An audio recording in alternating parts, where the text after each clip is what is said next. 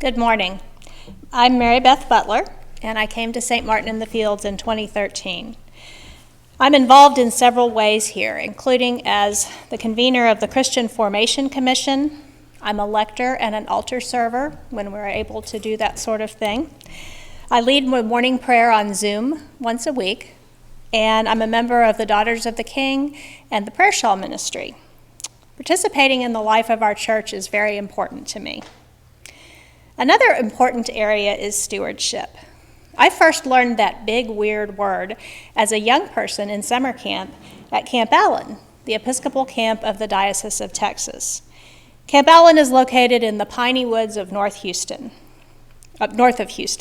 It's 1,100 acres of beautiful forest land.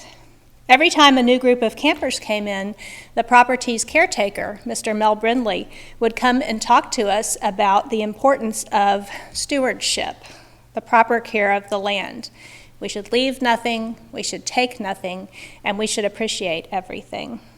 He also made the point that we needed to work to make the place better for the kids who would come after us.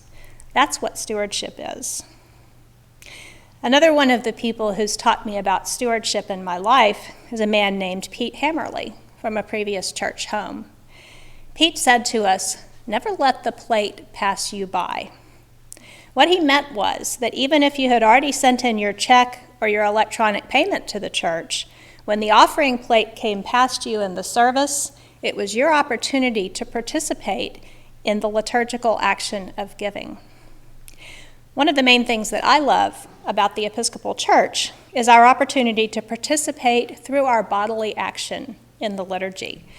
We sit, we stand, we kneel, we genuflect, we cross ourselves, we reach out our hands for the bread and the wine, and we reach out our hands to give of ourselves when the offering plate comes by. It's a symbol of our giving that will affect the way we think about supporting our church and its ministry in the world. God calls me to give of myself in lots of ways, at church and in other places. Sharing my funds is one way to express my gratitude for what God has given me. I don't think God needs my money. I was raised, yes, to financially support my church home and to give to other charitable groups. But the real reason that I give is that God wants me to live in a posture of hands open and sharing. That's how God is able to reach me, to give me the gifts that God wants me to have. If my hands and heart aren't open, I can't receive anything. The Prayer Shawl Ministry group has been meeting on Zoom during the time of Corona. And one of our practices is that a few of us share on email each day 5 things for which we're grateful. There have absolutely been days over the past 5 long months when I was not feeling it, and I would sit glaring at my screen and think, what am I grateful in this? And then I would think of 1 thing, and then maybe 2, and then before I knew it, 5 things would have appeared. Astonishing. Gratitude is a spiritual discipline that takes practice, just like anything else. You don't get better at prayer if you don't pray.